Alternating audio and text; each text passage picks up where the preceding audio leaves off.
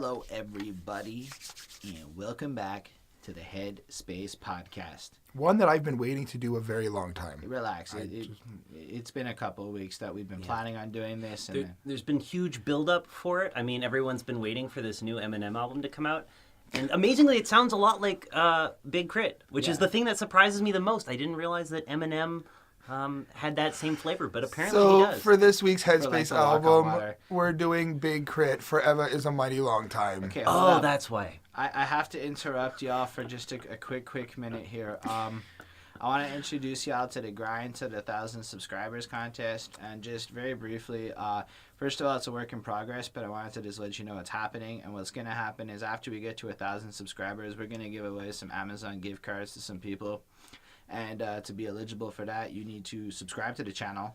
And then for every video that you like and you comment on, and the comment has to be related to either the review or the album, you will be given a draw into a raffle of sorts. And so for every video that you like and comment, you get an extra draw. And then once we hit 1,000 subscribers, a couple of days later, we make a video and we're going to drop the comments of the winners. Y'all reach out to us. We'll email you the money or the gift card. And then we move on to the next project, the next idea. And with this collective effort, we can get to the next level. And we look forward to seeing what comes of this. On that note, let's talk about Big K.R.I.T. So, we plug that. Also, if you don't care about anything in particular, in the description is a full breakdown of, like, the episode structure and all the songs when we talk about them. So, Prophetry, why don't you tell us when... Oh, fucking Soda Streams. Holy shit, there's so many By the way, details. I'm Chris Chrome. Yeah, he's Chris Chrome. So, Soda This Streams... Prophetry. The introduction We today completely is all over the forgot the place. introduction. Guys, it's been a long day. It's not that. It's just throwing in this contest thing. I don't know how to introduce it I'm right. trying to It was a build new it up idea. easily. You're just cutting it through. Yeah, Listen, no. I'm on that agua flow, In that the description water. below is all the contest, and this is an old-fashioned lemonade. It's very delicious. This is a lemonade that just has lemon juice. So Regular. It was just lemon.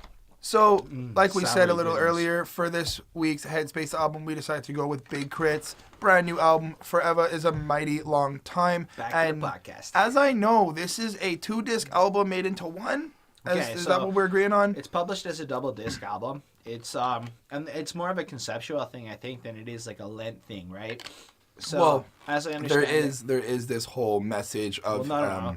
So if you check it, disc one, and it's I guess a bit of a spoiler, is called Big K.R.I.T. It starts with Big K.R.I.T, and it's like the rapper persona.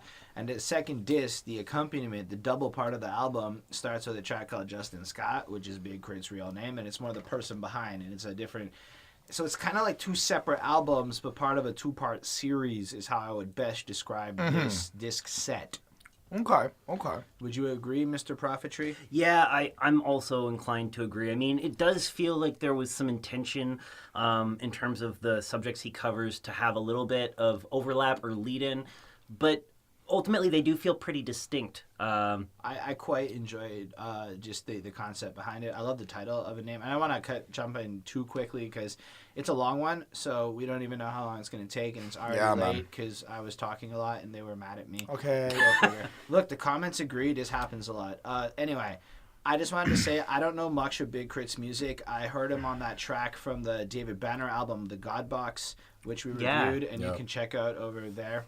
And I've heard a couple of his solo tracks along the way. I have one of them plussed. I can't remember which one. And I feel like he's got like a thing that I liked, but it's only very recently I started to appreciate Southern music in general. I just want to point out, he also produces a lot of the beats that he raps on as well. He's a really great producer. A lot of the music has that Southern feel to it.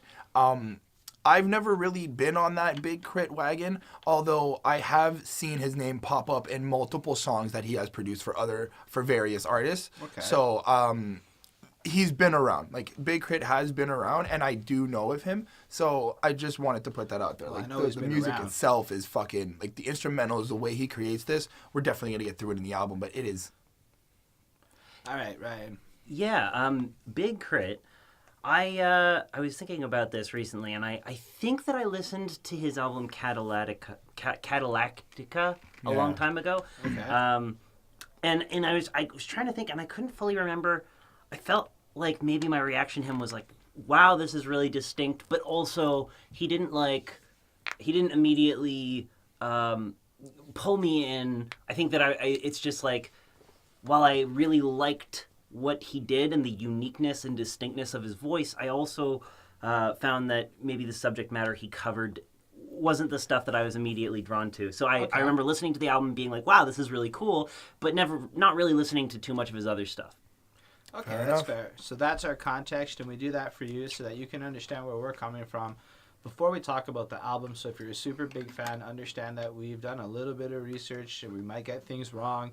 We might not understand stuff. Do not attack us. But feel free to correct us in the comments below. It's super important to us to get that accuracy out there if we do make mistakes. And if you know stories, tidbits, behind the scenes stuff, those are the best comments. I literally get excited every time they pop up in the section. On that note, before that, I also wanted to just quickly say this, guys. I don't know if you have been following me on Twitter or whatnot, but I'm always hashtagging, trying to join the convo in terms of wanting to conversate with you guys. Let me know what you guys are thinking about the albums we do, and every now and then on some of the shows, I will shout out a couple of tweets I've gotten and let you know what I've been responding to and give you that little spot. All of our social media stuff is in the description. Absolutely. So what'd y'all think about this awesome fucking title and awesome fucking album cover? I think that the album cover is something you may forget eventually, just because. The Lion King. Yes. Oh, that just counteracted me. No, because it's cool. Like, it's got this like this beautiful color scheme to it. It's super distinct. It is. The look on his face is just pride, like, but not like the arrogant kind of pride, but like that, like he knows what's up. He's so comfortable with himself in this like almost animated way. The title alone, to me, first of all, I rarely love the number thing, but for some reason, his Forever is awesome, is a mighty long time. And it's one of those things that makes you think. Like, first of all, there's the religious aspect to it. Of right? course, like, of course. And it makes you just wonder of finality. And it's one of those sentences that would get me just ruminating about random ideas for like an hour just by itself. So to me, that's effective as fuck. Is this his fourth album? I do not know. It could be. This is definitely something Googleable, so if you want to feel free to check that. Right, I'll totally keep going. Just in general, I think it's an effective title, and as far as the cover goes, it's one of those things that looks really good, kind of small, so it looks nice. I love the fact that there's no real branding on it except himself. Like, he is the brand that he is promoting here. It is his personal story, and I don't know, I liked it a lot. What about you, Mr. Chrome? I really enjoyed everything that he did with this album in terms of being religious, spiritual, direct messages. See, guys, the thing is that we're at the beginning, and I don't want to give away too much right now because... What did you feel about the title and cover? But the title and cover, like I was saying, I think I'm going to forget the cover itself just because eventually, I guess, you kind of forget faces. There's not much really to it besides his face. But seeing it, though, and admiring what he did for it, I like that kind of grim look he's got. He's got his head turned. The beard's on point in this drawing. The Lion King scenery that you were saying, it's got the kind of like that sunny circle in the background. It's got that when Simba's circle like kind of life, bro. There we go, circle of life. But not only that, it looks a little religious. Like I look at it and I see something religious in terms of like replace Big K.R.I.T or Justin Scott, if you will, with I don't know, man. I want to say Jesus or someone like that, but like. Okay. That's actually probably you not. You see it with the circle behind it? I don't see what you're coming from. No. I hadn't thought of that. You see, like I see somebody wearing something in like kind of classical and old style paintings. They would do that to represent divine figures. So. I'm not crazy. Thank you, I'm not Prophetry. saying you were crazy. I'm saying I personally didn't see that. That doesn't mean you were incorrect. Yeah, no, I can get where you're coming from. It's almost like a crown of light around his head. Sorry, I'm just checking if this is the fourth album. It's not. It's the third. Okay, so it's the third album. But technically, there's two albums, so it depends on how you wanna spin it. All right, you guys wanna jump into that shit? Yeah, let's go. Did you give your impressions on this? I actually got to say I didn't think too much on the title and the fact that you guys brought up that it alludes to religion. It's like, oh yeah, that makes sense. The album cover I think looks pretty good. I really like the art style on it. I like the colors that they used. It's it's nice. I don't have like a great depth of thought that I put into it, but I enjoy it. One thing, I like how they gave him two faces. I know it seems weird to say, but every time, and because we have it right here, guys, I keep looking at it, and you can see like the character of Big K.R.I.T represent. And then sometimes you look at it and you can kind of see the character of Justin Scott. I feel like there's this type of shadowing on the photo that I see that I you can kind of see like a shadowed figure. I like that. Anyway, let's talk about Big K.R.I.T. Boom. Wind it back. Now I'm a proud parent now, as I was a proud parent then. I saw you grow up to. First and foremost, This is an amazing let song. me take my hat off to you, Mr. Justin Scott, Big K.R.I.T, man. Like, what a fucking introduction to an album. If there ever was a best intro of the year award on this show, Big K.R.I.T's a fucking contender is all I'm saying right now, because holy shit does he lay down the concept proper in like an interesting fucking way with the craziest fucking beat explosion halfway through. So the first verse is kind of like, hi, I'm Justin Scott, and it's kind of like calmer, and he's just kind of talking. I feel like he's questioning. I feel like he's questioning things. Like he's questioning religion. I feel like he's. Well, it's like he has lines like when I realize. He praises the creator at one point. Like when I realize you'll never be as perfect as the one that invented me, and the world full of temptations can make you feel so incomplete. And you can honestly feel like a bit of a struggle. And you're right. You're right. You know what's funny? And this is whack, but I think that the first part isn't Justin Scott. I think this is all the character of Big K.R.I.T. Okay. being calm. The first part is Big K.R.I.T kind of just like praising the creator, praising the person. It kind of feels a bit like... Wait, because I feel like when he goes crazy on that drop and he goes insane, he's got this like rapper attitude, this like I'm blasting music, I'm spending money, I'm still making beats, I'm still booming this, I'm still doing that. Like I'm still being like who I am, the producer and the rapper. What I was trying to say is like the way I saw it is how...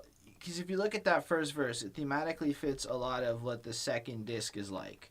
Yes. And then it's like you almost picture him preparing for a show, at least in my head. He was doing like the Chris Chrome thing. So he was kind of in the backstage and he's like walking up, ready to introduce himself, almost like the Eminem show or some shit like that. And then as the beat just fucking explodes, it's like he goes from Justin Scott and takes the mask off or puts the mask on or whatever, and he's fucking Big K.R.I.T now, and he just fucking rails into it. I totally see that. That was just my perspective. But that's what I'm saying. Like on my opinion, I feel on my perspective of it, I felt like Big K.R.I.T is like kind of like the character of Big K.R.I.T is kind of like acknowledging who Justin Scott is. Like instead, like. Okay. This whole double persona thing, you know how rappers have two personas. It's like finally the character of Big K.R.I.T is acknowledging who Justin Scott is, but still there's like this, I guess, rage or anger or boil or envy or something in this Big K.R.I.T character that he finally explodes and he finally goes out. And I was just like, that is cool. Like having your rapper character, at least in my opinion, having your rapper character acknowledge the real person as a separate individual, that was for me already blew my fucking mind. I was just like, dude, cool, wow. I agree, man. That's interesting that you think that they're like the two versions of him are on this track. I hadn't thought of it that way. No, one version. No, okay. You're saying just K.R.I.T. He's saying just Big K.R.I.T. Yeah, it's I'm Big saying it's Justin Scott okay. flipping into Big K.R.I.T like the Hulk. Okay. I see your Yeah, I see okay, your yeah, way. yeah, yeah, Especially with the yeah, way yeah. the beat. You guys don't understand. I keep putting it back to that part and just waiting for it to flip, and then I'm just like, because sometimes you just got to go in on that beat. Do that the new dance move with the whole it's kinda arms. old at this point. No. No, I mean like we're talking years old at this point. I've been doing that dance move for years at this point. I'm just saying. I digress. Ryan, I would love to hear your thoughts on this song, especially your beat breakdown, because that's my favorite part of your review. So, this track kind of comes in. It's got these ambient glowing sounds, this rockish percussion with like kind of almost a guitarish sound. I'm gonna say right now, this album, when I was doing the production breakdown, was by far the hardest one to do, and that's because it's almost, the style is a little bit elusive. It's unique. It's something I'm not super accustomed to. And the result of that is there's like a lot of points in this album where I'm listening and I can hear sounds and I'm thinking like, what is this? And I have no fucking idea. Like it's happened a few times where I'm like, a guitarish sound. Like there's a bunch of points where like I can't fully tell, is this a real instrument? Is it a synth? Is it like, so take all this with a grain of salt. But understood. I did think his unique flow and delivery is pretty great. He's got this really unique voice, and he rides the beat so well. And the background choir that comes in a little bit later is also pretty nice. But yeah, this track was like an interesting opener, and there were some good lines in there. Look at how they hate me, but copy me. Possibly I was one with components and properties to be the greatest of all time, but you won the geographic lottery. Hold on. I just want to add to that because I wrote half that down. So I keep kicking, flipping tables, chosen and favored. Fuck being major when giant is greater. Fortune and fame, but you fuck for the label.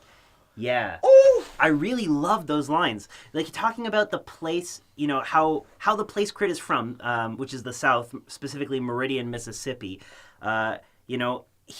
Because he's from there and other people are from elsewhere, he might be giant and influential and inspire other rappers who succeed because the location that they're from is, something that helps them, whereas for him it's almost a hurdle to overcome, but that he's still just a giant. Like he may not be a major, but he's a giant, and that's more impressive.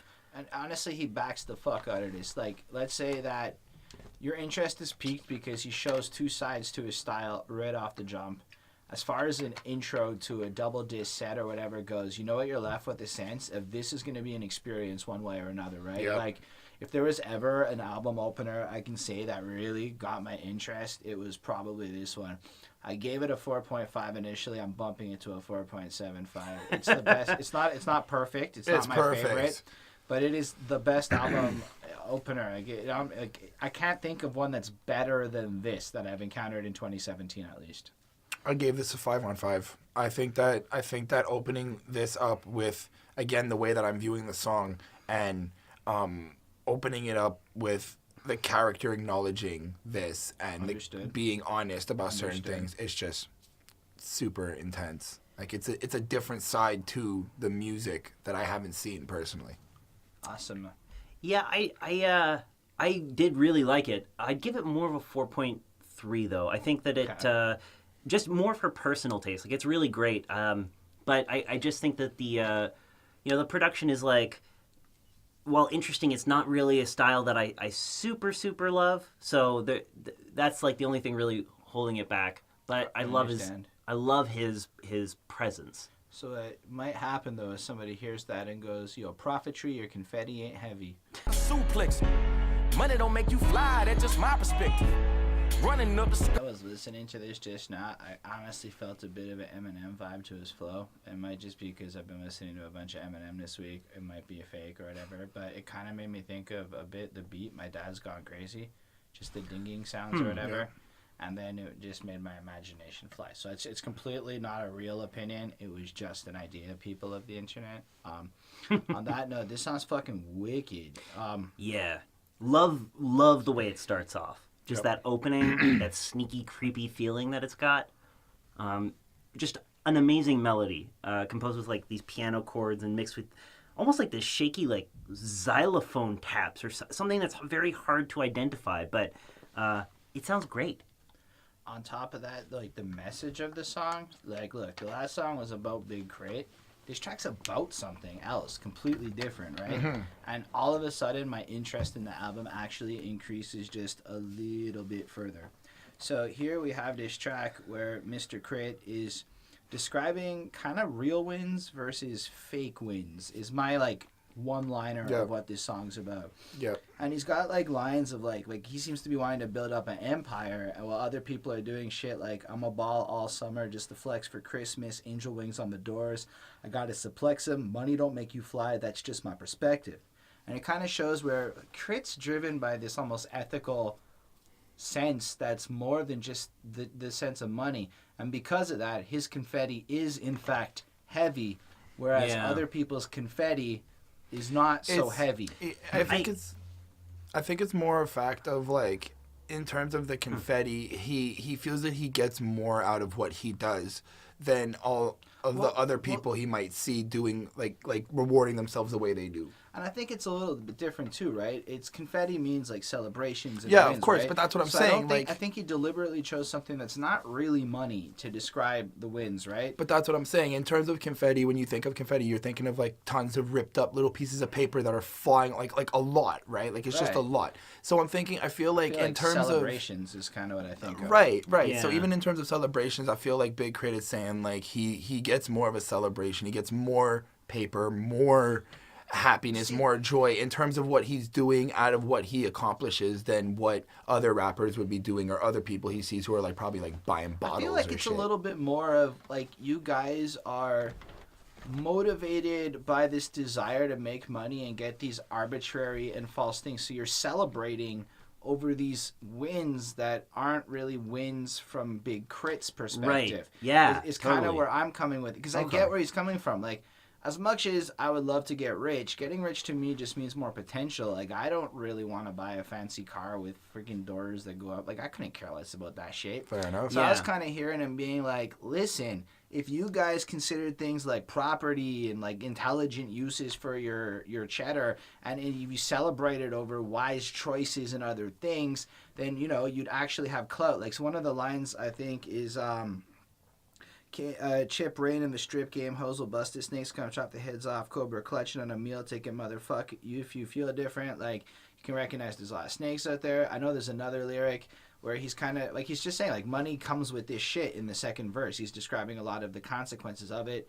Then there's, I think one of the lines is, what good's a name if you don't, like, protect the rep or something like that. Like he just says, like, what's the point in building his name if you don't hold on to it, if there's no longevity to your plan? And anyway, so I was really inspired by like the fucking message of this track. Yeah, there's a bunch of moments I really liked. You know, the whole confetti, like ain't even heavy. Like you said, the reference to money there is really interesting. And I also think there's, you know, he may be talking about, you know, how he wants more than just a win. He wants more than just making money. He wants to break records. He wants to, you know, have some kind of hold over culture. And sorry, what were you gonna say? Oh, I was gonna be like in a term. He's saying like your confetti isn't even heavy. Like your money isn't it? Like is it? Well, I wonder, you know, like kind of like your money isn't heavy enough. You ain't folding cash. You're not stacking up. Like you're not that stacked. You're not as balling as you think you are. There's a bit of an abstraction there where I can't fully tell necessarily what's intended, and maybe that is what he intended. But I read it two ways, because I read it that way. I read it, you know, like you're not making as much money as I am, but almost as like not as I am. Is my money is money the thing that you should be chasing as well, right? I see that. You know? I wouldn't say so much money as he is. I think it's more like you're just not balling as much as you think you're balling. Like, because I don't think Big K.R.I.T is like, bragging about how much money he has or about his thing. I think he's more or less like, stop acting like you're up here when you're really here. I don't think it's so much about ego. I think it's more, guys, just because you, like, what's the point in working all summer just to buy a fucking car and blow it all? Right. Like, then you just have to go back and redo it all again next year. When instead, if you were to think more intelligently, you could build yourself an empire, a real legacy. But you're just burning through your reputation. You're burning through your name. You're just doing kind of this instant gratification thing. You're almost living up to the stereotype of genericism by chasing money, by chasing material possessions, and all of this other stuff. So I think it's a matter of what's motivating these other artists, how they define their wins versus what motivates Mr. Scott and how he defines his wins. Yeah, totally. He's got some other good lines that I think tie in pretty well to that theme. Like, the last time I couldn't buy some shit I can't remember. The last time I fucked the world, I must have bust the center. I bought a crib and set that bitch on top of Mount Olympus. When you live in that high up, it's hard to see the tension. I quite enjoy that imagery. It's like he's so rich, he bought a crib that he placed on the tallest mountain in Greece, the home of the Greek gods. He's so successful that he lives among gods. Yo, that was sick. I caught that just before, and I gave the album an extra listen today. Yeah. This is a weird one for me because, like, I reviewed it last week and then, sorry about that. We didn't actually put this out last week like we wanted to. And then, so I reviewed it then and then I listened to it today. And yeah, so it was cool because you started catching a little more details. You had some time to let this album marinate for a second. Yeah. I think I actually like it more now than I did last week. So I'm almost happy that we didn't cover it then. Fair enough. I feel the same way. I gave this a 4.5 on 5. Did I give a grade? No. We haven't given grades yet. We've just been talking about it. I give it a 4.5 on 5. I like the message that I received from it. I like the production behind it. Big K.R.I.T, I'm pretty sure produced this one. I mean, look, I'm pretty Big K.R.I.T produced the entire album in instrumental wise, but there's some of them that I think someone else did. There are some other songs produced by other people. I'm not sure if this is one of them.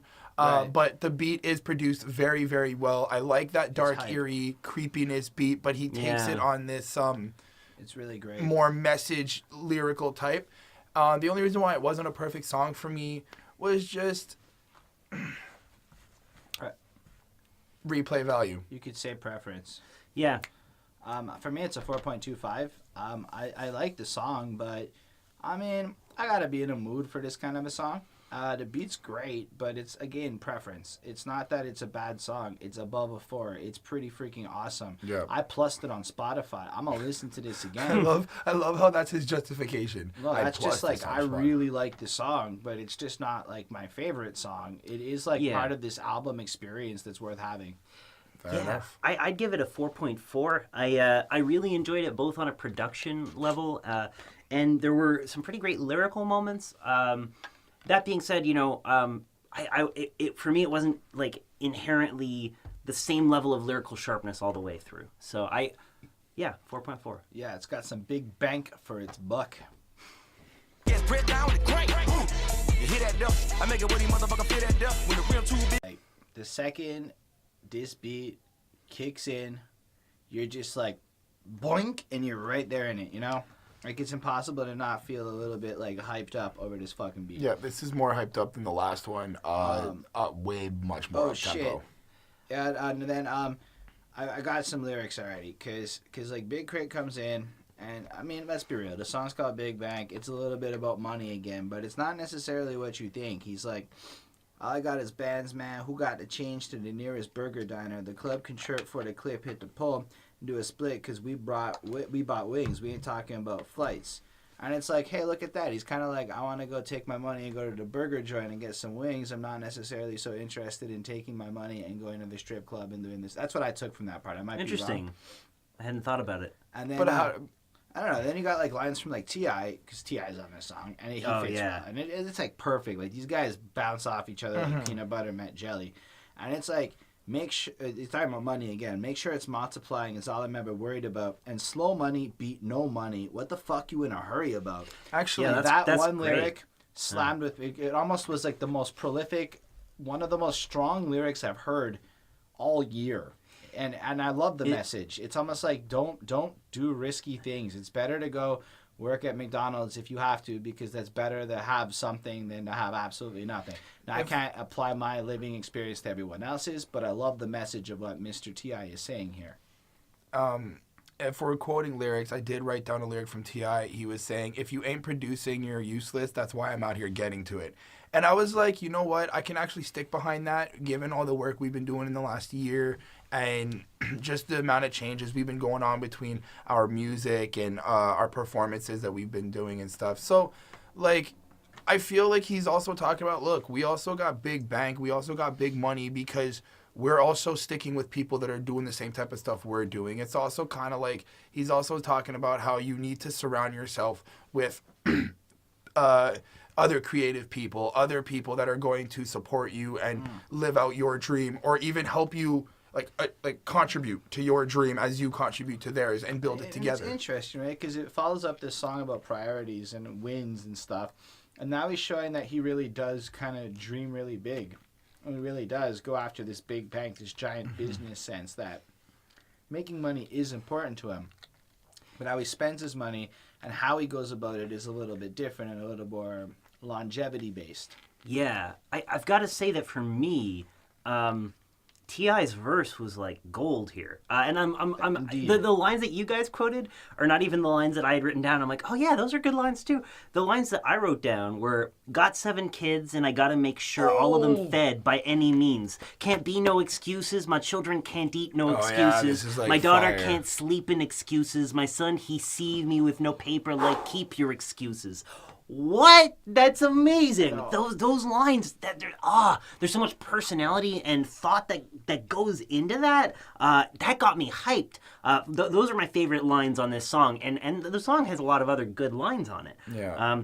I will say though, as far as the production, for me, this was one of the ones that I had really mixed feelings on, because it's hype, but it also has this really wacky style. The instruments, are making like this popping sound on the sides. There's this sampled choral singing in the background during the verse. There's this trappy percussion mixed with this popping sound that's hard to identify.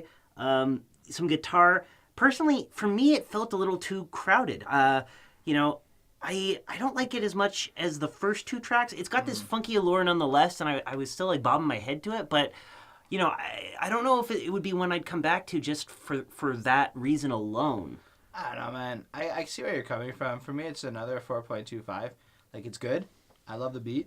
But I don't like it, like, perfect. But it's one of those fun beats where, like, I feel a little bit more alive and energized listening to it. So it is a bit crowded, but it's crowded in the way an EDM song gets crowded. So it's not, like, really offensive to me. It's just kind of a lot happening. But then these guys come in and do it right on top of this beat to do it the right level of justice. So it's better than a 4, but it's also not necessarily, again, I plus the first 3 tracks. I think they're all great so far, but not like my favorite sound. It's not my go-to. Fair enough. I gave this a 4 on 5. I think that the message behind it, in terms of how both individual artists are explaining how they have the bigger money, bigger bank, how they attained it, achieved it, and how they just kind of sustain it and just continue having that big bank there, and they're not worried about, like, if anything ever drastic happens, I've got my millions because I'm not out here blowing money on ridiculous shit. Fair. So, but at the same time, it's still preference. What'd you give it? 4. I gave it a 4 on 5. All right. I gave it a 3.8. For me, the production was kind of so-so, but I do really love a lot of the lyrical moments, and I've got to say, this is kind of part of the point where I realized that a big thing about K.R.I.T is he's got this really distinct delivery style and personality that kind of shines through on everything he does. Like I hear a rapper and I can like tell if it's him. Yeah. I wouldn't. And it happened because we were talking before about that David Banner album, and the first track, My Uzi, had Big K.R.I.T on it. And I listened to that first, and then not the first track. I wasn't, no, but I was listening to the album separately. Okay. Yeah, but it was the second or third track was My Uzi, but yeah. Oh, it was the second or third, yeah. Uzi, The first where's track's the ton? Magnolia. Yeah. So Mother catchy. Magnolia. I digress. This is going to be a long one still, so Subenstein, my sub 4. Chris, relax yourself already. I know you're hyper. They saying bass died, my stuff came alive. Automatic quake, make them automatic. Chris has been going fucking hard all week about this. I don't have as much to say about this one, so I'm going to come in quick, do my little part now. Because I like this line. Because when I'm out on the creep for a speaker freak, let me EQ all her lows just to hit her peak. On the light, back rub in the backseat. That was hype, that was clever, that was fine. Dick, song it, I'll let Chris tell it, don't worry. He's going to fill this one in. It was fun. It was cute. I gave this a 4 on 5. Go ahead, Chris. So this song is amazing. Straight off the bat, it's a 5 on 5. Straight. I'm not even like, come at me, haters. I don't even care. This song is amazing, dude. This is crazy. He starts the beat off like electric car starting. Here we go. Get the ignition going. The beat is instant, and you're just bouncing right away. There is no stopping. It is just consistent, and the flow. Oh my God. Okay, so far we're 4 tracks in, and what I've already discovered is that because Big K.R.I.T builds all of these beats, and he produced this one. He's versatile. He's very, very versatile in ways that you wouldn't think possible, but it's not true. You mean like making a song about how his sub comes alive No. like Frankenstein? No. I'm talking the actual technique behind how he raps on this beat. He jumps from subwoofer to actual 808. He jumps from bass tones to snares. He goes all over the place in some controlled form that is ridiculous. And then basically his flow is off the wall. And then the most amazing thing I've heard with bass and sub is that he flips it into this melodic, soft, soothing, and like kind of like cruise at the end of the night after you've been blasting your sub all day, and he's just like, me and my sub are chilling, we're relaxing, this is what we do, we just want to blast all day, and this is just fun. And I was like, but you know what, he kept that same bass line that he had in the first heavy, intense part. He kept it going out through the second part, but it was, again, softer and smoother. And I like the way he showed the different contrast between heavy bass and soft bass and how he was able to control his flow and the switch. It was super smooth, and it didn't end abruptly. A lot of these songs that try to do this, they end abruptly and just like, it's like heavy, heavy, heavy, heavy, heavy, stop. And then you transition. This one, the heaviness I felt died very smoothly into a nice transition. There was also some dude talking, sounded like 2 Chainz. I think 2 Chainz may have showed up, and he was like something about the amplifier blasting, booming. No, at the end, I'm pretty sure it was K.R.I.T. Just with another voice. Oh, I thought every time I hear it, it sounds like 2 Chainz. I'm pretty sure it was K.R.I.T. though with another voice. Although you're giving me this face that you're like, I don't know. I can't. Either way, I can't Chris remember. didn't mention it, but the song is about his subwoofer fucking coming to life like Frankenstein. Yeah, wait. Oh my God. Hold on. Holy shit, like, all week long he's been like, something, my sub came to life, like, all week long. Oh my God, my bass in my ride, watch it come, 15s come alive, watch, whatever, I can't even remember right now. I've been listening to it all week, I'm horrible. But yeah, no, really, I've just, that's it. It's so clever, and it's a great appreciation to, like, almost, you can just picture that old style car with the giant subwoofer, and it's a huge probably part of the culture. And also I just want to touch upon, for all the other Big K.R.I.T lovers who know this is also part of his subwoofer series, his sub sound series that he's got on every... other songs about his sub coming to life? Well, it's not about the sub coming to life, but it's like this heavy sub track. I went to go listen to them. I didn't catch the names. I greatly apologize, guys. But every album that he makes, he's got this series of making like a crazy sub bass type of track to show off his heavy skills that he can do. And it's part of, like, this is the I think the third one in the album series. It's the fourth one. No, this is the third track. It's Ivor. One This V. is the fourth. That's 4. Okay, then 4.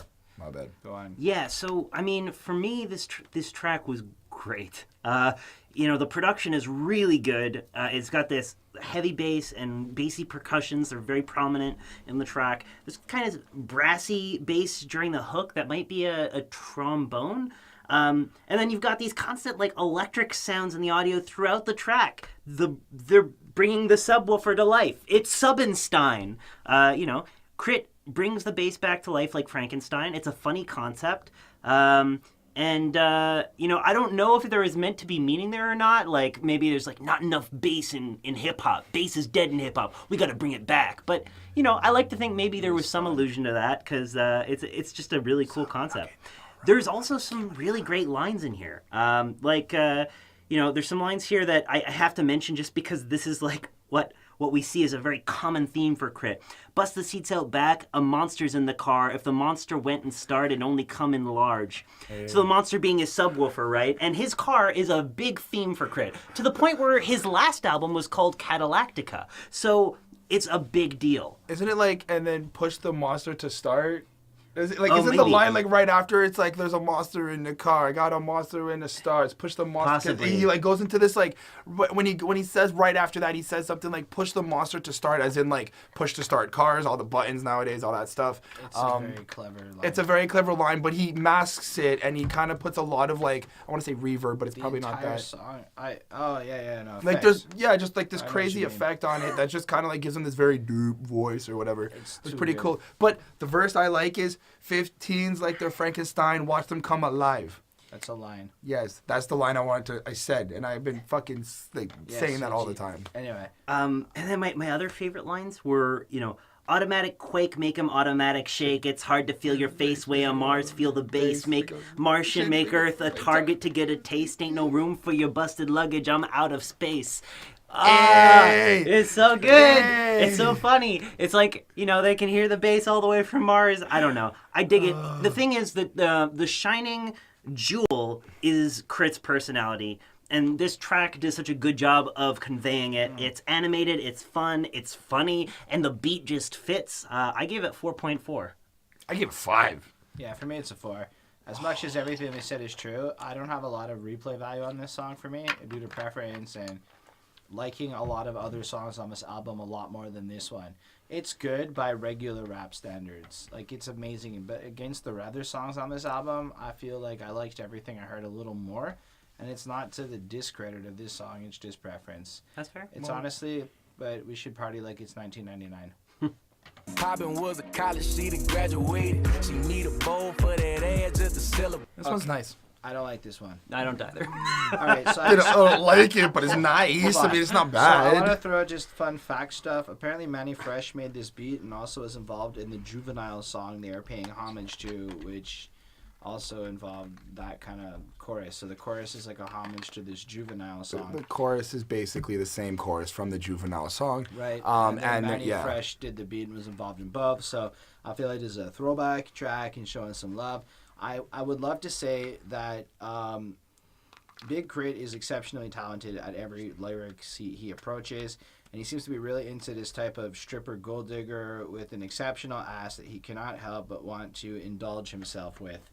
And unfortunately, I don't like these songs that much. I mean, he does some really incredible work in terms of being descriptive and interesting with it, but that chorus does nothing for me. Lloyd is an okay singer, but I don't feel like he's an exceptionally talented dude, at least based on what this track represents. It felt super almost generic, and it's okay. Like, I get that there's a whole lot of people who might like it, but this just kind of felt like the stripper rap song. It's not really my cup of tea. I kind of found it a little boring, to be honest, especially with all the vibrant creativity and awesomeness we've encountered. This was one of the few songs I was not a fan of. I don't even really want to spend too much time on it personally. I gave it a 3. For me, I liked it, I think, a little bit more, but mostly similar feelings. The production for me, it's got this very trappy percussion and some kind of bendy electric organ in the background.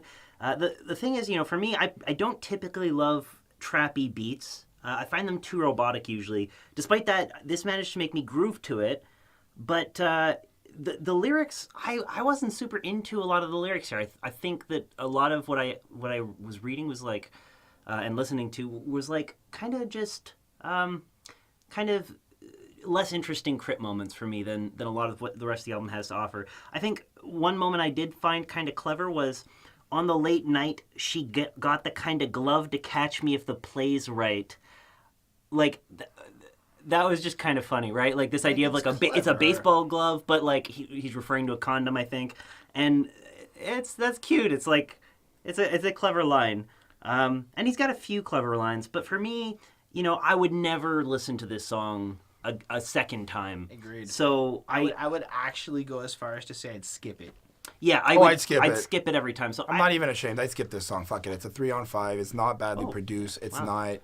See, like, for me, like just anything. Whoa, it's just. but I thought I got the impression that you actually liked it. No. See, that's the thing. It's a nice song. Oh. I'm not saying. I even said it. I didn't say I liked it. It's a nice song. The song itself was created, designed, built, whatever. It's nice. It's sweet. They're telling the girl to back it up. They kind of want to admire her a little bit. Yeah, okay, it's your average little girl. Bring that ass over here, blah, blah, blah. But I don't like the song. The chorus sucks ass. The description in the verses are great. K.R.I.T, I'm not going to shit on that, dude. You know how to say, but I didn't feel this. I didn't feel any of this. This wasn't caressing this woman or anything. You were basically just all about her ass. And I'm like, okay, I get it. So you made a really soft song with Lloyd about a girl's ass like every other fucking hip-hop artist. Okay, cool. 3 on 5. I mean... Sorry for that. It's okay. Complete Go ahead. rant. No, that's fair. I guess I'd give it a 3 as well, to be fair, because that's kind of like the marker of like, It's not bad Where would you listen to yet. it? Yeah, it's not bad. It's like Yes. it's well made. It's just so close to being bad, but it's also like it's not bad, not but it's not interesting. good. I don't know. Yeah. You know what's better? Ride with me. Smoke some. Hold up. So, another fun factoid: Bun B pays some homage to Pimp C in the way he starts this with "Say R.I.P. to Pimp C, was the king of the South. If you hating on that, you need to shut your fucking mouth." And this is because on the song "Knocking Doors Down" by Mr. Pimp C, he did the same thing except rapping DJ Screw, which is a huge part of the Southern culture that they come from. Yep. So this track is basically UGK and Big K.R.I.T, because there is a bit of a... They basically took the chorus of Knocking Doors Down, if I'm not mistaken, and Yeah, they interrupted did. it into this track. That's why Pimp just- C's doing the chorus. Just a very That's what it was. Yeah, just a quick note to anyone who's not familiar. So, Pimp C is the deceased member that they're paying homage to, and UGK is the group that Pimp C was a part of with well. Bun B, who is the first verse. Yes. And in general, my overall thoughts on this, because, I mean, it's going to, like, honestly, when we have the 22 songs to go through, it's sometimes hard to focus on every single track and find stuff. Yeah. This one didn't do as much for me. It also didn't lyrically, do as much for me But the lyrically. flow was hype as fuck. So let's Yeah. say from a flow perspective, from a listening to this song, Yeah. I very much enjoyed listening to it. This is definitely not like the last track at all. The beat is really good, but it's like I have a bit of trouble when it gets really southern with it, and it feels like it's like the choices made with rhyming and stuff. I don't fully understand that part of the culture yet. So I'm gonna say Yeah. that when I hear a track like this, I can recognize its talent and its brilliance, but I don't quite get it yet, and it's to me, and I'm learning, and I will get to a better handle on it. So I like it. I would keep this song on. I think Bun B is a fantastic dude, like in terms of his style. I've actually been trying to make some efforts to get more acclimated with UGK in general. But for me, this one kind of levels out at a 3.75. The beat's good. It's all good, but it's not great. I gave this entire song a 4. I think that again, it's not a 5 because preference. You have to be in a mood, I feel, to listen to Big K.R.I.T. At least an album like this so far, Well, at least because maybe this song. Some of the songs are pretty good. some of them are pretty good. I do agree. I'm just saying that like I wouldn't go back to a lot of these songs just again out of preference. But this song is really good. I like the southern feel to it. I like the flows on it. I like how they're kind of addressing that they want this type of girl or friend or partner to ride with them when they do stuff. And if they're not going to be down, you know what, you can't ride with me. It's the same old type of thing we've heard before. So yeah. Yeah, I don't have too much to add. The production was pretty interesting compared to the last track. You know, it's still kind of this trappy percussion mixed with more traditional these like drumstick slams on the side, and there's these synthy strings, this bass in the background that adds this kind of heavier flavor to the sound. Otherwise, it's pretty simple compared to the songs that we've heard so far, but it works. It's got a laid-back feel to it, and I enjoy it. Lyrically, there wasn't a lot that really caught my attention. I like the fact that they were kind of paying homage to a past legend, but aside from that, there wasn't a whole lot for me to sink my teeth into that I really loved. So I'd give this a 3.8. Okay. And I will say that one of the things that I found kind of funny and kind of grew increasingly old for me in the first album on this is K.R.I.T has so many car references. I'll mention that in later tracks because I don't think this is the right one to bring it up on, but Ride With Me is like a little bit of a vague car reference. And for me, it's just kind of a funny thing that is like a big part, I guess, of the subculture that he is from that I'm very unfamiliar with. 'Cause it means nothing to me to have a car. I ride a bicycle to work in the nice weather now.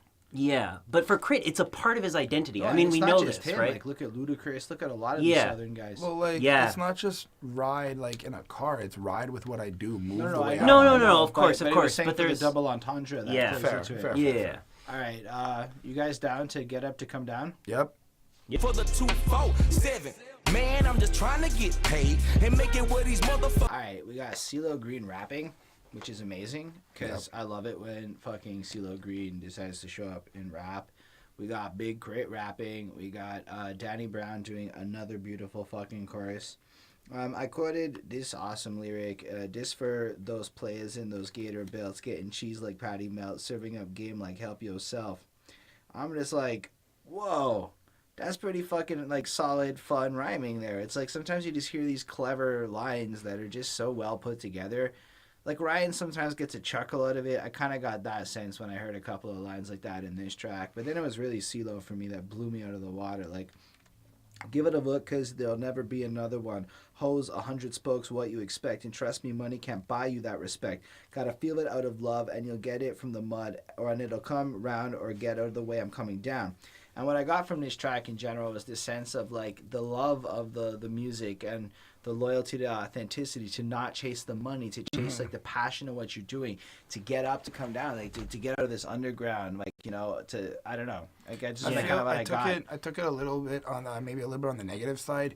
We rise to success just to fall back down. That's not a bad idea. I took it a little bit like it's kind of like we have goals. We achieve our goals, but we're not happy, so we feel down on ourselves again because we're not. Now that we achieved what we wanted, we want something else. Okay. And I feel like there's this type of, it's like a loop.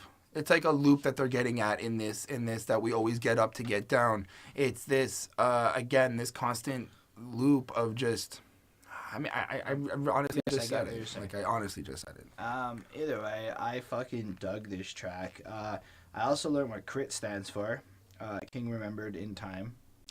That is interesting, because when I had looked it up, apparently it was just an abbreviation originally of Critical, which was his old rap name. Okay, then maybe it's that, but he also did that thing like Wu-Tang does where they create backronyms, I think is what they're maybe, called. yeah. So that was cool. I was like, oh, shit. It was nice, and it fit the album. I dug the track. I give it a 4. I think it's a little bit better than the last couple ones in terms of my preference. But it's stylistically still a little on the end of I'm not 100% there, and I would have to be in a mood for this one. Albeit really talented, I can appreciate the grind and hustle. And you know what? I get this very big sense that K.R.I.T has the grit for a fucking proper work ethic. Nice. I gave this track a 4 on 5. I think that I like all the artists on the track. I think that it was produced very well. Actually, I give it a 4.5. I completely lied. 4.5. Shit happens. Again, I think that the message of the loop that they're describing is very real. I think that they're trying to shine light on being able to get yourself out of this slump and keep yourself out of it. Don't get yourself back into this slump. So for me, like I like the production on this more, and you know, it's funky again. It's got this kind of bendy, almost underwater sounding strings. These trappy percussion blended also with this more classical drum approach with this kind of like stick tap on the side or the rim of the drums. It's relaxing. It's laid back. It's nice. The lyrics didn't do a whole lot for me for the most part here. Maybe it's just like I'm only picking up on the car stuff, but like there's more car stuff here that's I'm sure it's like nice for the right people. I just can't identify with it. Like cranking my motor, revving my engine, chilling in the AC till it's colder than a breeze in Alaska, sunshine like the wintertime has passed us, watching for laws and jackers because the shit here too clean to be taken. He's talking about like protecting his dope ass car. Yeah, like K.R.I.T really likes his car, and I mean it's cool. Don't get me wrong. I kind of like that about him. Like these constant references to his car, and like at some point in the album, he talks about like changing up the colors or referencing changing up the colors often. His car's always wet from the paint because he likes to, you know, and like that kind of stuff. On the one hand, it kind of adds this interesting, unique flavor to him, and his personality, and then on the other hand, it's a little too abundant to the point that I stop appreciating it, and at some point, and I get a little bit like, oh my gosh, more car stuff. And to me, it becomes I think a barrier to entry to some of his lyrics. Okay. But that being said, I did like the beat on this, and I did enjoy Ceelo Green's verse. I thought that it fit well into the track. I gave this a 3.8. K.R.I.T, up until this point, I'm kind of thinking, like, K.R.I.T is not my normal style of artist as far as music goes. But the thing is that he is also so distinctive and bright in his style that he manages to pull me in musically, even when he doesn't necessarily catch me lyrically or narratively. So, yeah, I enjoyed it anyway. All right, let's get a layup up in that shit.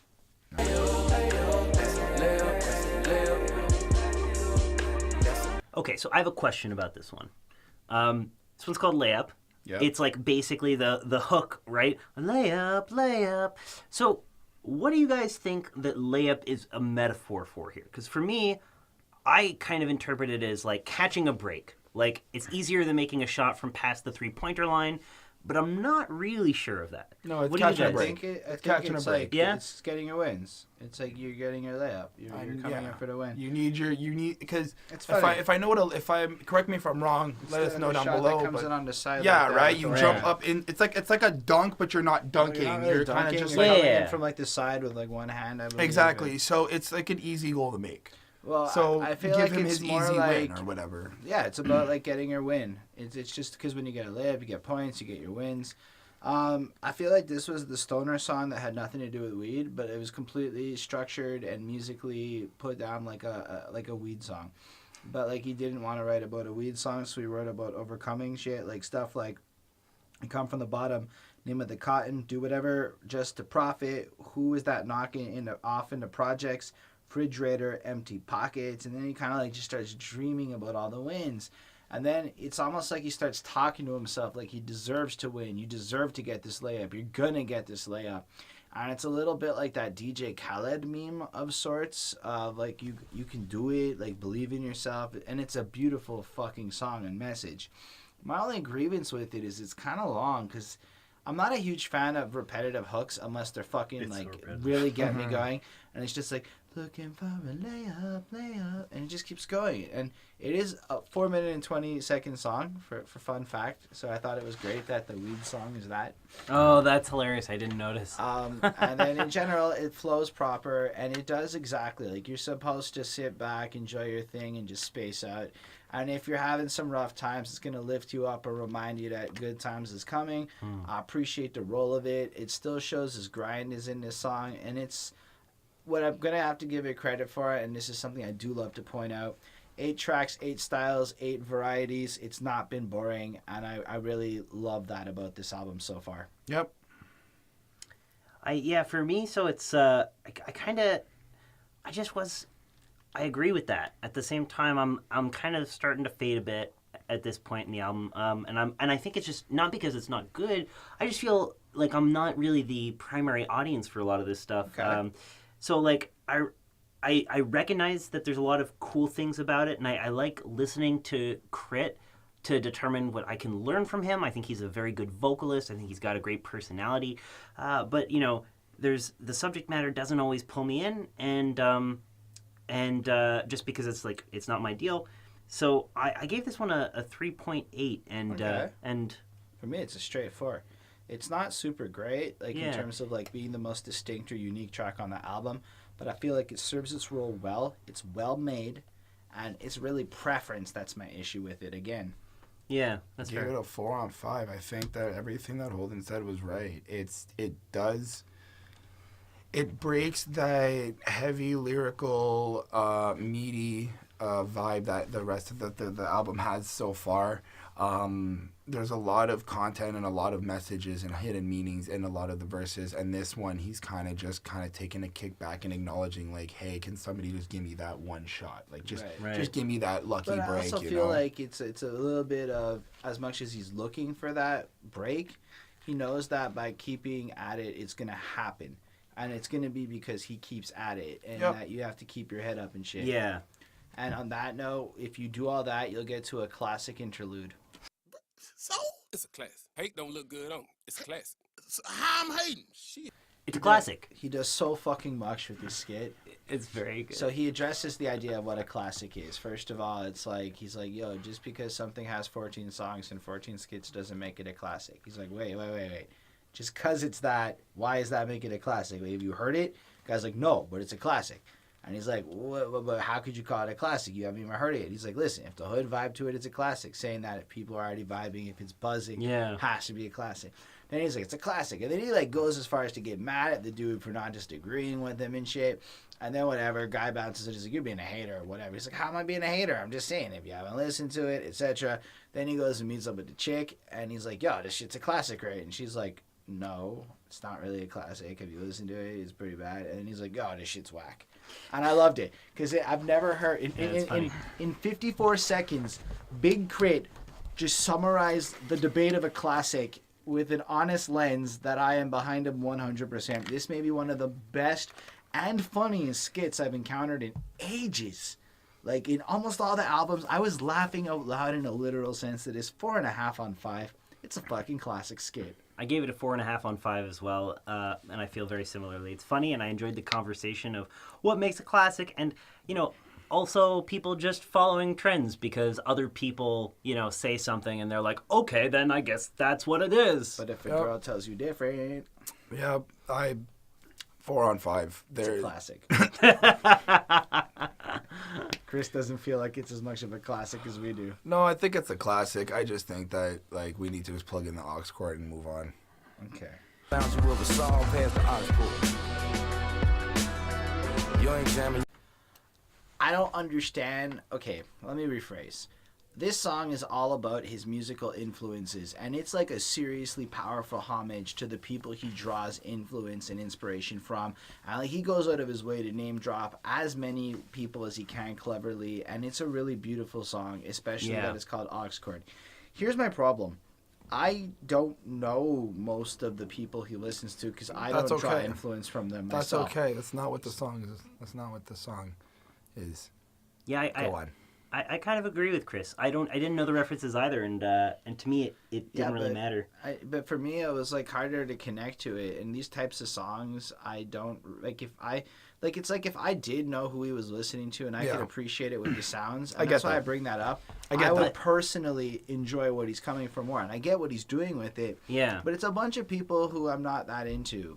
And I think that's the point of it. The point of the reason why Big K.R.I.T did this is because he's basically saying that, like, and at first I thought it was just like, in terms of like playlists, a lot of people now are listening to preset playlists or going to applications and stuff like that.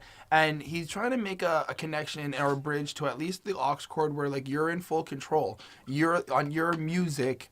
In your library is what you listen to. You want to jump around from all of these different artists. And if you take time to listen to all these artists, they're from different eras, different genres, different, like we said, influences. And I think that Big K.R.I.T is feeling that like everybody is not using the Aux Cord anymore.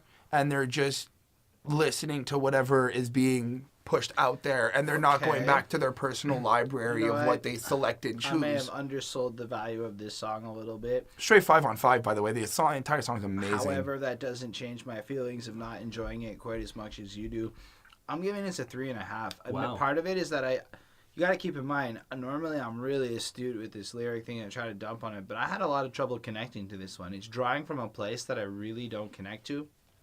And not that it's bad music, like, please understand that I recognize that everyone he's shouting out is legends. But just because it's legends and stuff, it's like the whole song feels like it's a well-composed piece of art that I'm not that into.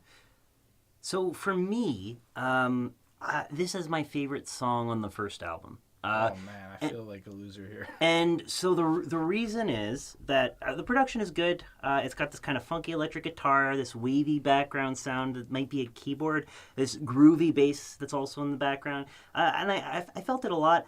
For me though, I really connected with the lyrics despite not knowing any of the artists, and it was because K.R.I.T is not. To me, he wasn't talking about the artists. He was talking about how music takes you to different places, right? And this is one of the places he kind of brings in his his like car references, and it fits a lot better. You know, I'm just trying to play that fly shit, Sly Family Stone ride shit. Even if you don't smoke, get high shit. Laid back like that, this is that vibe. Finally got off to work like this, that ride. Music takes you on a trip, maybe in, you know, that dope ass Cadillactica that K.R.I.T owns. And he loves to bang his music inside of. But I love this concept. And then he has other lines too that are referencing kind of like taking you imagery-wise to different places. Badu, food for thought. Eat out her apple tree. And the sky forever golden, R.I.P. B.B. King. Prince and MJ that we played barbecue to death. Summer shine, summertime Will Smith and Jazzy Jeff. He is telling you where these people brought him in his life and painting a picture at the same time. The concept is simple, but in a way that is not, you know, reductive, but supports a really good song. I really like this. I give it a 4.6. That's fair. You're all entitled to that opinion. I just don't feel the beat that much, and otherwise the lyrics were in it. Anyway, get away from me with your hitterness. Put my faith in God, even when it's dark, I won't stop. Flip them hot beams on.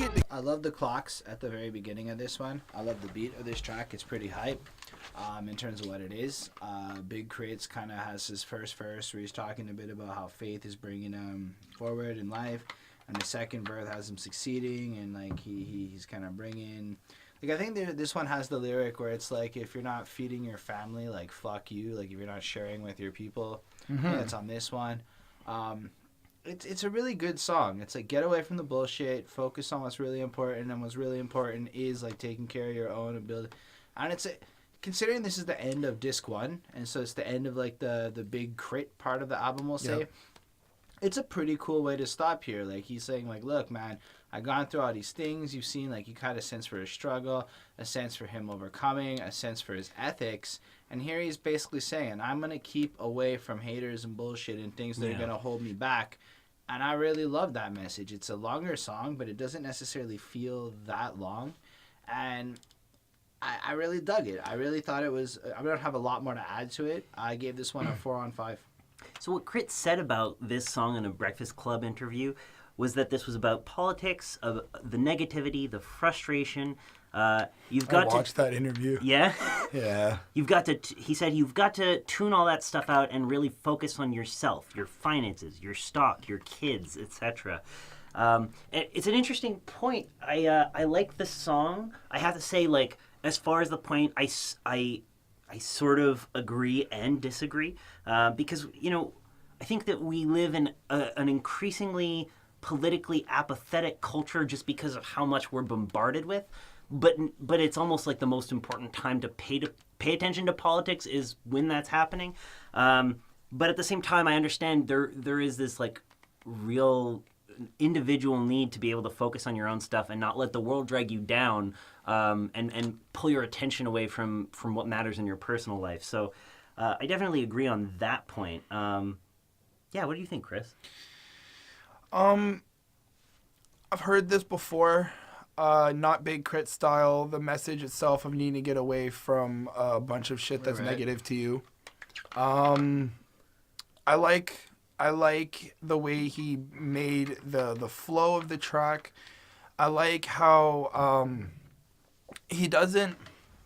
It doesn't sound like he's running away or he wants to escape it like a lot of people make songs like I gotta get away, like full on leave. He's just like, I need to back away. I need to go back to my happy place, my home, my safe comfort zone. Okay, and that's what I think. I mean, he needs to get away from. I think that there's some things happening, whether it be with a record label, whether it be with friends or whatnot, that's going on. He needs to get away out of that negativity and put himself in a better spot so he can be creative again. No, I like the way he brought his message to life with this. I gave this one a 4 on 5. 4.5? 4 on 5. I give it a 4.4. I gave this one a 4. As much as I can appreciate it, again, it's like at this point, the style, like, I feel like we've gone from some super high energy stuff and the energy's kind of faded downwind like that the whole way through.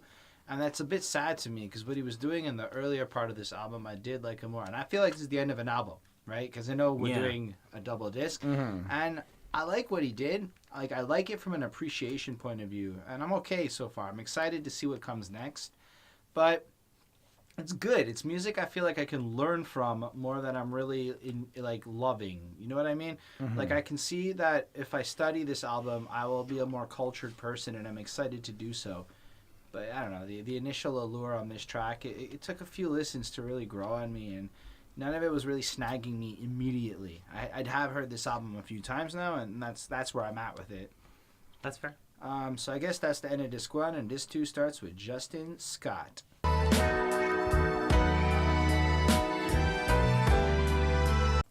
What an incredible start to this second disc, because it's like a whole different thing, right? So you had like this first disc where it's really like the rapper persona, and then this is his name, Justin Scott. And I saw that he decided to make this an instrumental because when he's at home, he's just listening to music a lot of the time. He's just enjoying stuff. The producer in him is coming out. And he was a little bit was like, it was more about him as a person. And he's like, you know what? I'm not always a rapper. There's a lot of music in my life that's just me enjoying it as a listener. Mm-hmm. So he chose to not put lyrics on the song and make it an instrumental, his title track, to kind of show you that now you're him. You're with him as a listener, just enjoying the music along with him. But what really drove this from like a cool instrumental to an excellent fucking track is how he ends it, where it's all these people kind of talking to him, telling them their expectations for what he should do next and how he should approach his songwriting and how he should approach his music. And I thought that was fucking amazing and an incredible start to this personaler side of the album. And for me, this is a 4.5. It's a beautiful instrumental. You can get lost in it. You can loop it. You can just play it over and over again. No complaints here. I gave it a 4 on 5. I think it's a very beautiful instrumental. I think that it's very soothing, very relaxing. A great way to start the second half of the album. Obviously, once you've listened to the first half. Yeah, I really love the piano melody mixed with the background kind of like funky string bending. You've got these slow drums, flutes occasionally in the background. Orchestra strings come in at some point. It's funky and almost romantic in a way. It's just got a nice melody and tone, and it's a very relaxing track. I don't have a ton to say about it other than that. I give it a 4.25. Cool, let's move on to mixed messages. A whole lot of mixed messages in my song. This is amazing. Okay. I actually quoted something. K.R.I.T goes, got on my line after all, but I ain't picking up when he called. Matter of fact, I ain't picking up at all, 'cause my bill's paid now, said my grace now, my light is still on, so why would I pray now? And to be honest... I wrote that one down too. Oh, okay. Well, you stole it. It's cool. Sorry. I think that, okay, I don't believe in like praying and stuff like that, but I do know a lot of people who do, and I do respect what they do. And I think that for somebody to give up hope like that once, if and or what a higher being has given you whatever you've prayed for or asked for, and now you're questioning whatever you believed in because you've succeeded in whatever achievement or get materialistic thing, I feel like that's like something that happens a lot, and it's very... I think you worded that a little strangely. A better way I think so. To articulate it would be, when you're poor and when you're struggling, that's when you need God in your life. And when you have success, well, what the hell do you need God for? Because you already got the money and your rent's paid. Can't talk tonight. Anyway, I for me, it was just the first lines of the song. Revolutionary, although I'm free. I got me a lover, but I still want to cheat. I want to be saved, but it's fuck the police. Don't want to be here, but I'm too scared to leave. And you're just like, whoa. It's going to be one of those songs. But he does it so... He does it really well. And, like, it's one of those subjects where as long as you make it personal and about yourself, these contradictions, your own battles that you're struggling with, I don't care how many times I hear this song. It's fucking amazing.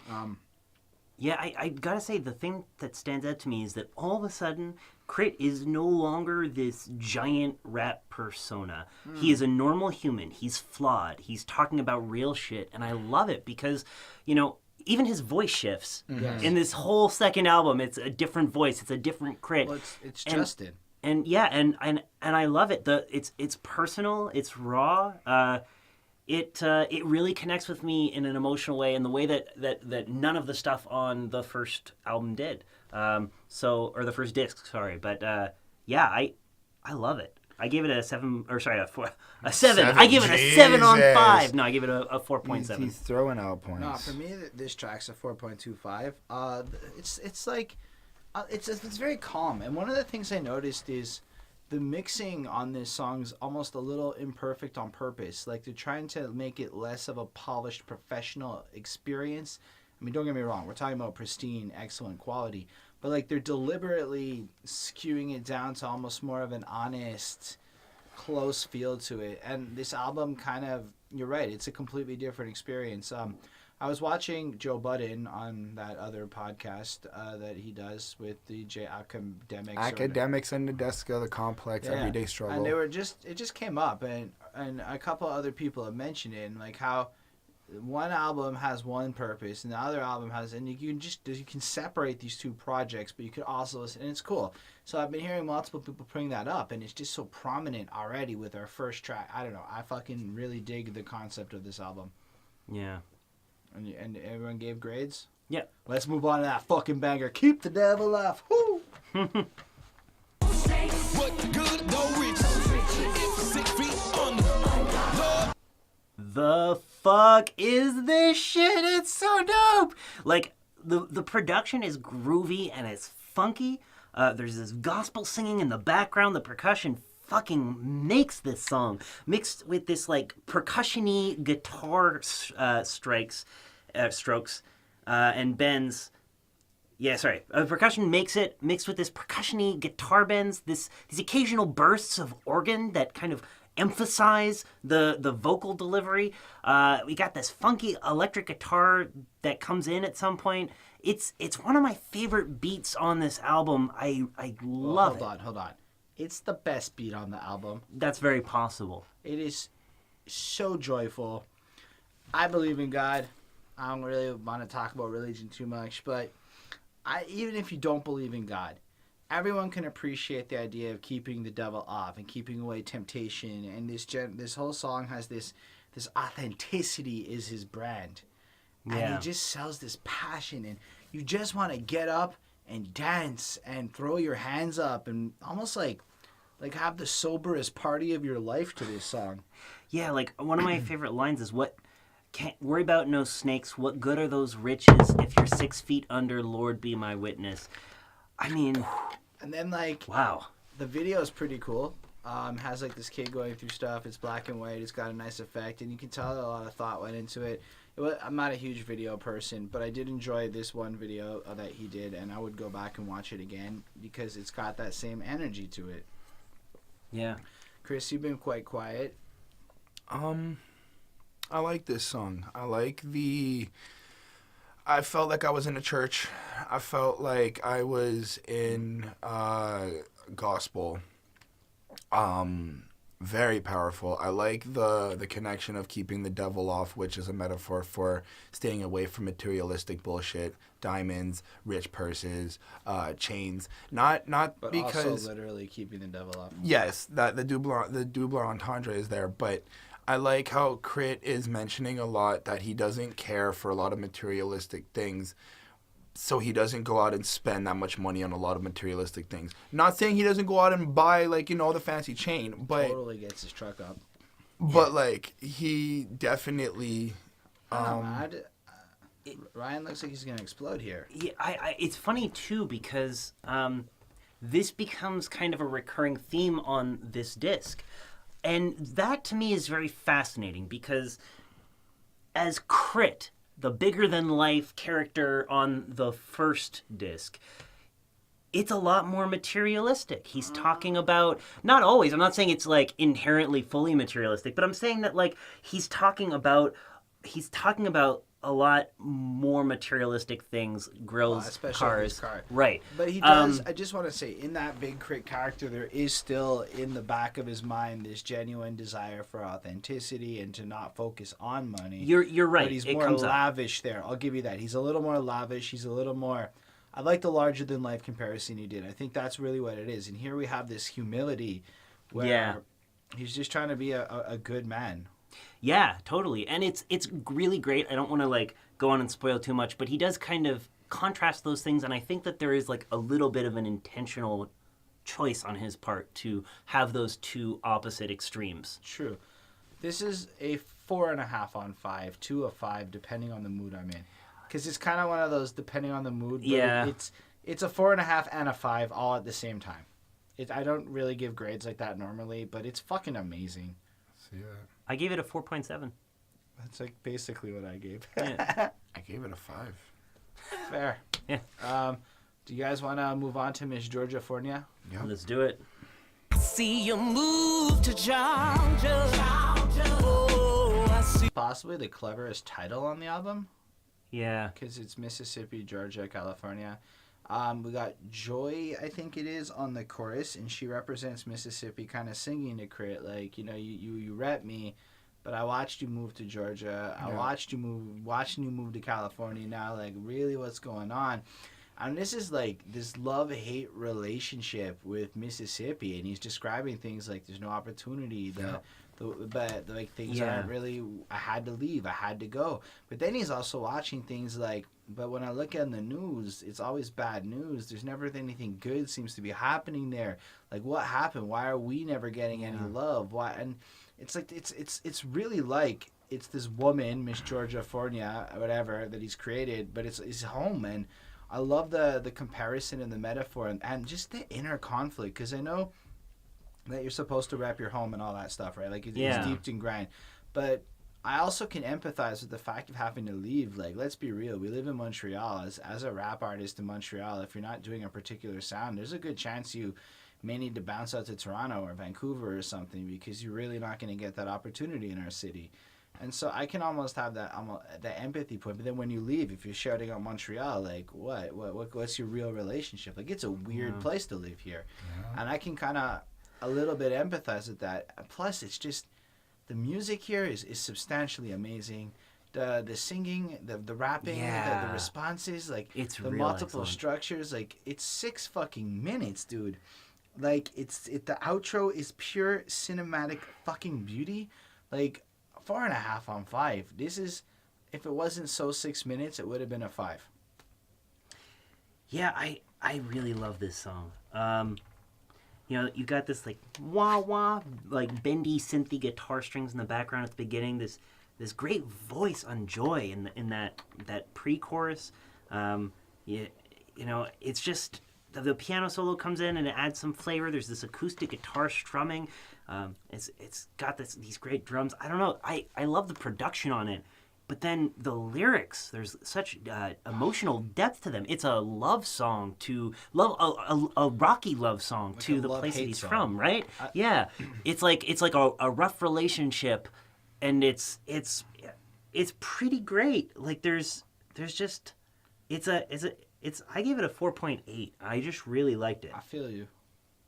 The reason why I'm so quiet is because this part of this double disc album is a very serious part, and I just want to take time to have everybody to say their point and not try to argue as much and overlap people. Just acknowledging what we've been told as well. Yeah, we got a comment literally today about that. Just gonna say. It was about us 3 too. With that, this is an amazing song. I moved around a lot as a kid. I lost friends, I lost teachers, I lost, whatever, girlfriends. And I moved to the United States for a good period of my life, lost family, came back, rekindled all that, but I didn't know anybody. And the reason why I'm explaining it is because I can somewhat understand having to deal with being from one place and then having to represent where you are, but also hold on to where you come from, and all of these like internal battles that people have to go through because they want to stay true to who they are. Respect. And so I completely get it. I mean, anyway, I gave this a 4.5 on 5 only just because out of preference. To be honest, I wouldn't really go back to this. One thing I just want to add go back to this. Is I think that the Lover's Home's beautifully represented on this track, and it's like really official at this point of the album, of the second disc, that it's like, this is my favorite version of K.R.I.T. I love the personal K.R.I.T. It's a lot easier to connect to because Yeah. it is personal. It is mature and it's less flashy, and it's almost like the first disc has almost a certain degree of genericism to it, where it's everything it's supposed to be as a rapper. It's still great, still next level. But this has this authenticity of, like, I'm getting to know who Justin is and some of the actual struggles he's dealing with, and it makes me feel like I'm less crazy as a person almost. Yeah, totally. Anyway, what I'm trying to say is forever is a mighty long time, is pretty everlasting. Along with them, and they knew a friend that had a friend that I should meet. She don't like clubs, she fall through sometimes. This is like Big Boy's level of fucking swag. I hear Big Boy. But like first thing, fuck, okay, I can't even. Excuse me, shorty, if you don't mind me pointing out the fact that you're just my type. I mean my type, like when God broke the mold and designed you from head to toe, he knew I'd fall in love with you at first sight. I swear to gosh, if you were to say that to a chick with the right, that is game.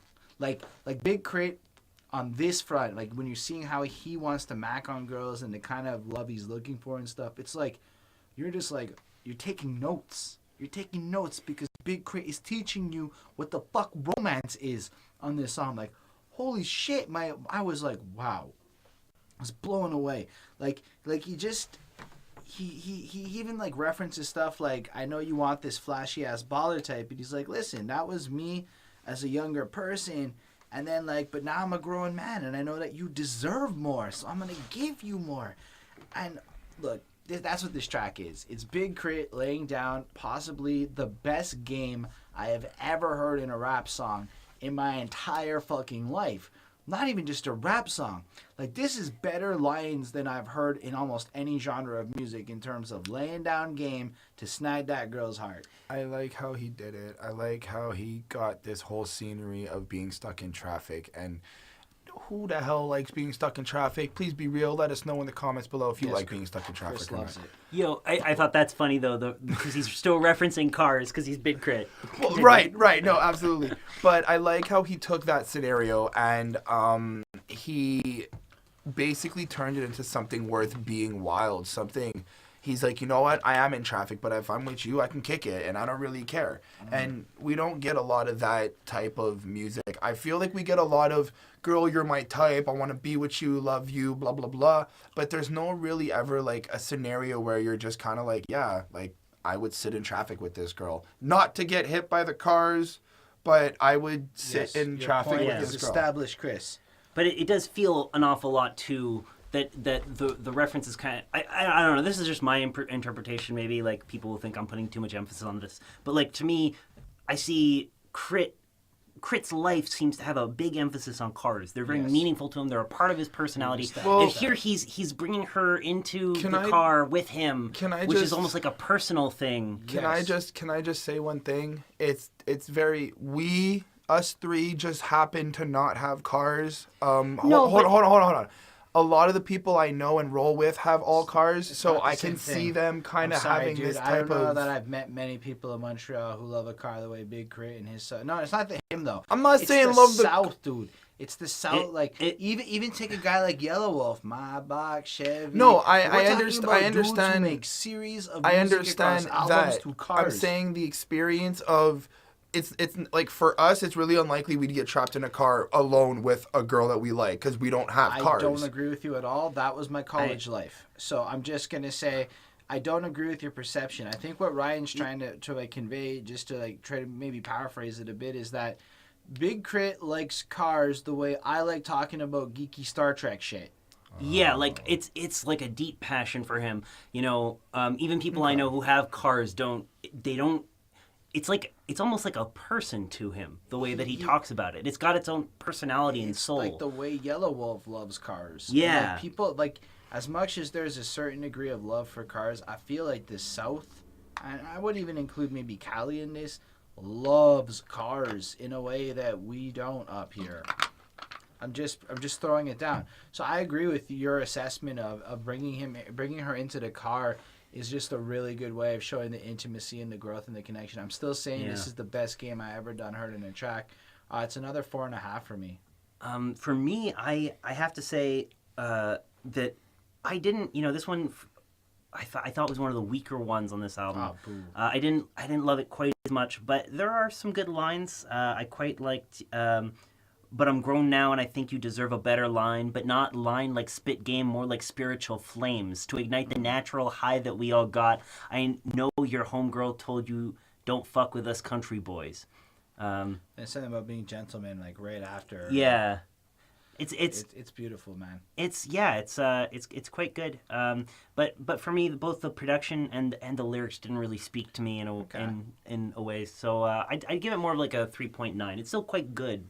I mean, all of what K.R.I.T does is quite good. It's quite impressive. It's quite distinctive. But I feel like you're just hating. I gave it a 4. Okay, you're not hating. All right, next up is Higher Calling with Jill Scott. Remember, I had to hit you so we could blend such a lovely mix. So, Jill Scott graces us with this amazing chorus of refuge and of her particular person.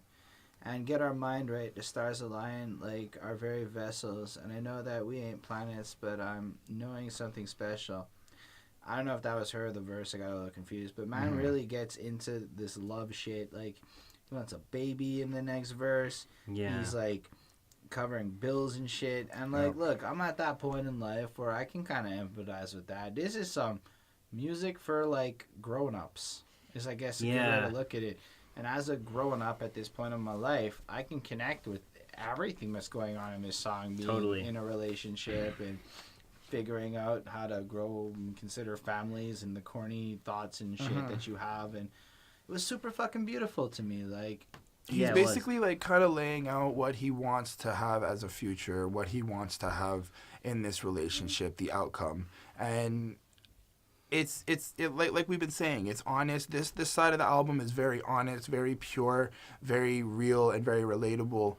And I mean, I gave this song a 4.5 on 5. I thought that everything about it was just super real. But I also think that he's also a little bit scared in this song, which it's honest love and shit. But I think it's scared about being with her. That could just be me. We're saying the same thing. Okay. Yeah. I gave this a 4.5 on 5 as well because I think Big K.R.I.T has this understanding of love that is so rare to explore in the way he's done it, and I find this beauty in his poetry and his romance. Yeah, that's totally. Like, it's above it. Like, I thought J. Cole was doing really well with like She's Mine Part 2 and things like that. No, this is beautiful. Yeah, like I really love that start of the second verse when they say, "Pick up when I call you, I was starving for your garden, and I heard that you were thirsty. This is perfect, I got water. We could plant a seed and grow it, won't nobody know it, till you're showing, overflowing, overdoing, double soulin'." Man, that is like beautiful word structure, and it is poetic. That's the word that Holden used, and I would agree. I gave this a 4.4, and I just at this point in the second disc, I'm feeling like, man, this is like it's a whole different vibe. A whole different vibe, and for me, this is the one that connects with me the most. I love it.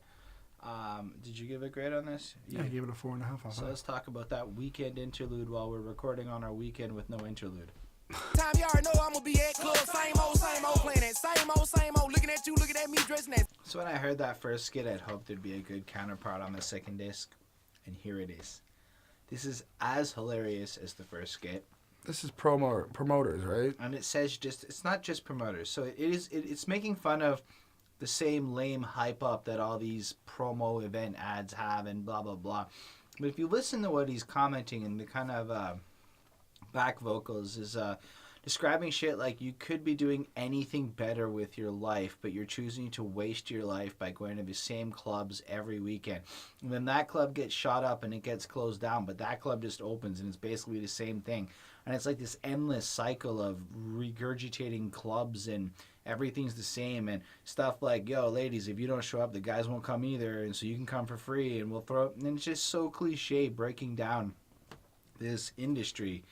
And in this 48 seconds, it captures so much with the point of y'all are just kind of wasting your time a bit. You could be doing more interesting things with your life. I'm giving this one another 4.5 because this is a fucking excellent diss so far. I agree completely. I gave it a 3.5 on 5. I completely missed it. I'm sorry. That's okay. Let's talk about the price of missing your grid. I mean, fame. Looking for me when I was in the wind. Life is just a game now. I really got my aim down. There's one lyric that fucking kicked me in the ass when I heard it. Can't tell my friends about depression because they fans now. Yeah. Just like, oh yeah, that was it for me just too. like, Yeah. fuck.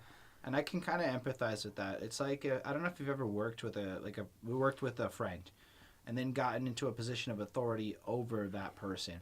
You can no longer be friends with that person in the same way in a complete sense because your position prevents you from having that. And this is just like such a bigger level because those friends are probably looking up to Big K.R.I.T like a fucking hero and a half. Sorry, can I interject? Because I think you slightly misquoted it, and I think that it's a big difference. Okay, go on. He said,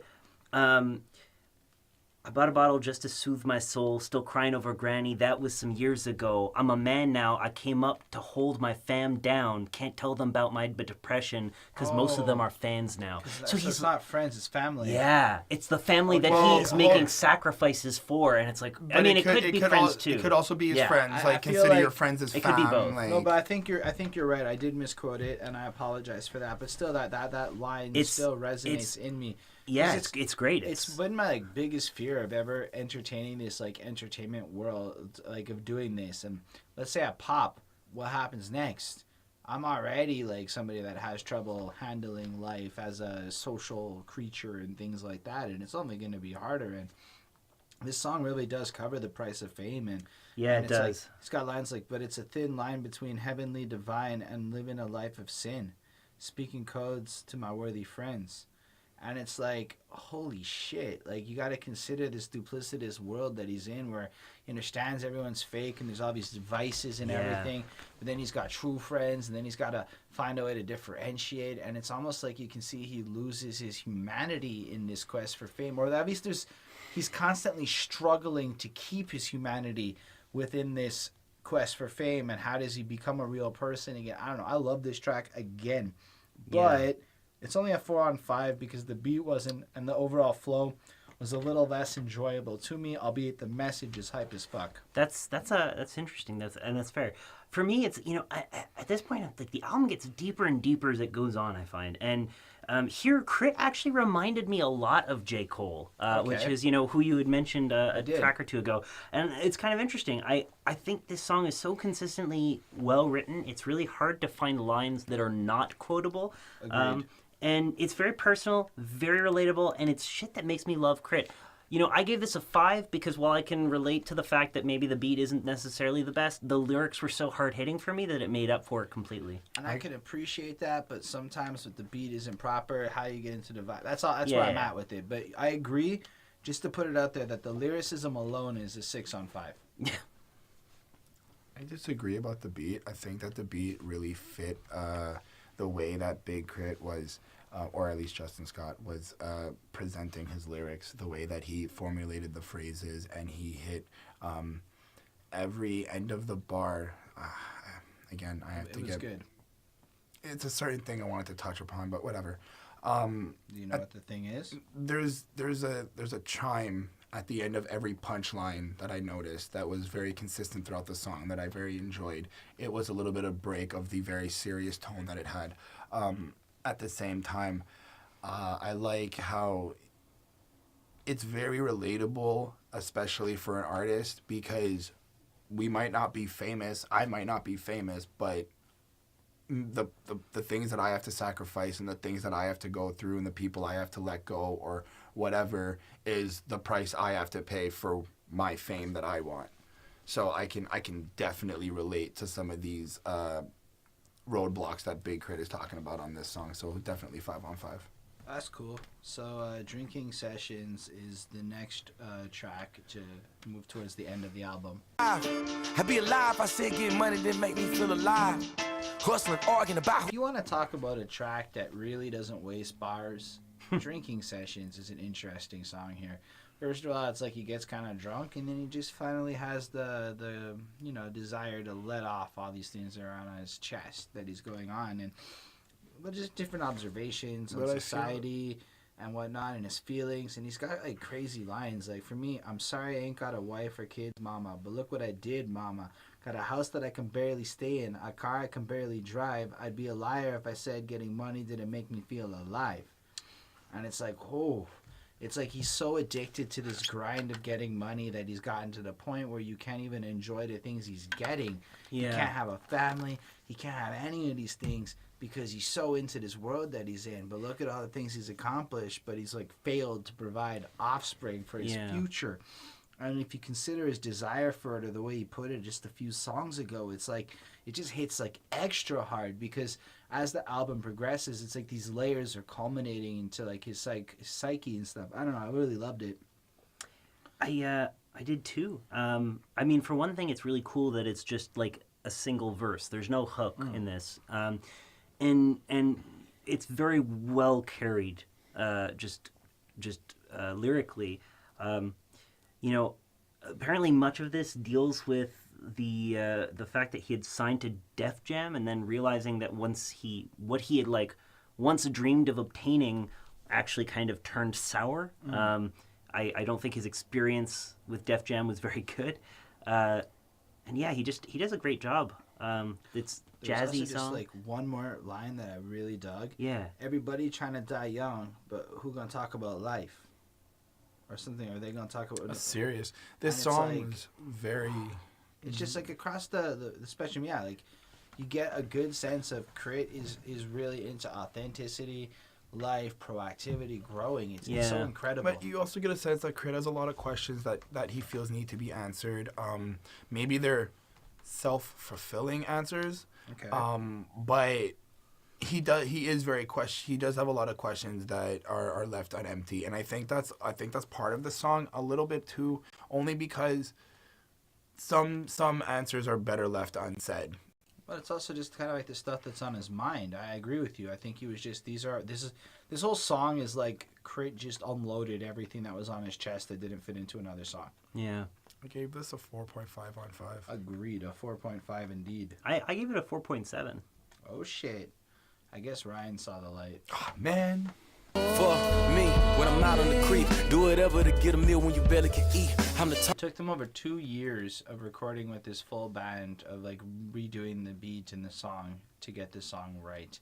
And holy shit, did they get this song right. I know I said another song had a great beat, but that's because we hadn't talked about this yet. This is the most attentive, like focus on detail, beautiful masterpiece maybe on this entire album. It's jazzy, but it's authentically jazzy. The track features award-winning jazz composer Robert Glasper, founder and leader of the jazz ensemble known as the Robert Glasper Experiment.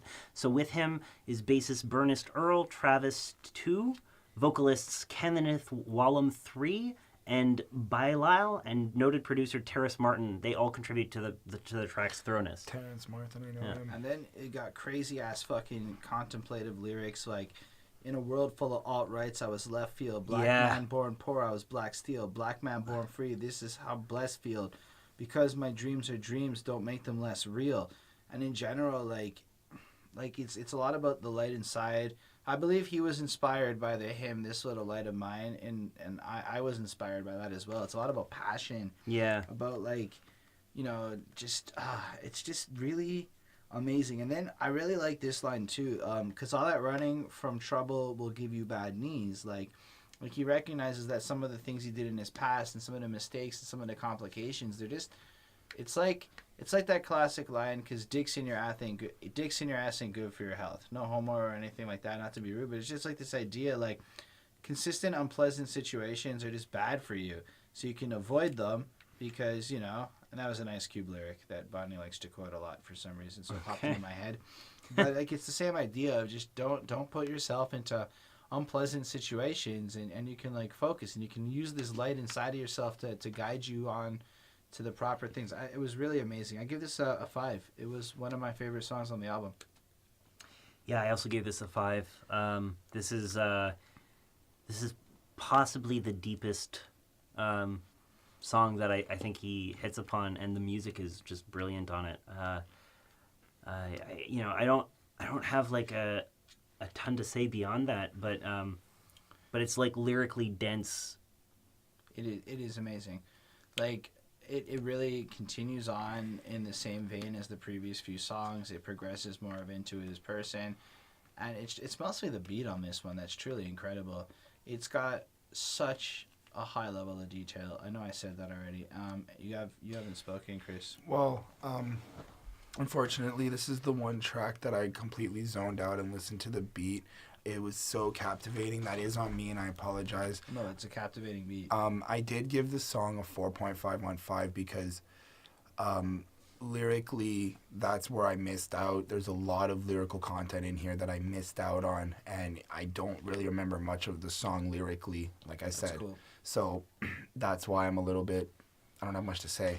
But the beat itself, the live instruments, the recording, the mixing, the everything, it sounds different than the rest of the album. You can even tell. You can tell the difference between the machine-made sounds and the actual instrument sounds, and I'm pretty sure everybody knows this, but it's just more powerful. So Yeah, just one quote that kind of like I thought was it both hit me hard, and I think it reminded me of one of the lyrics I liked on the Blue and Exile album we reviewed, which is dang, now I lost. Oh, here we go. It gets hard to sleep living life in a daze when kings wannabe ends. I hope it's a phase. Queens down to be hoes as long as they get paid. Chained to our oppressor. I'm knowing we slaves. Who wants to be saved? It's like, fuck. Agreed. Very, very heavy, very deep. And just like, yeah, I don't have much else to say. It's a... That's all right, Ryan. You can bury me in gold. can we?